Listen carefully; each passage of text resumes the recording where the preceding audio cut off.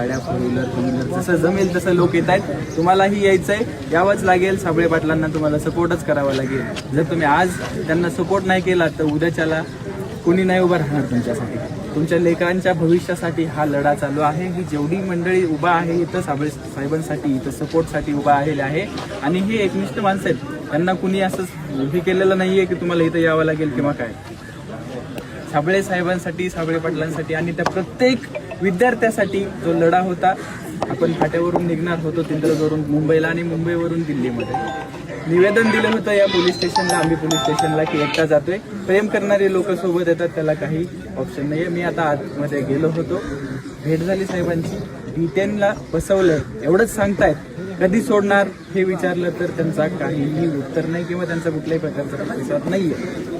त्यांची medical taste झालेली आहे, व्यवस्थित आहेत, पण तुम्हाला त्यांना सपोर्ट करणं गरजेचं आहे. आज जो माणूस पूर्ण महाराष्ट्राभर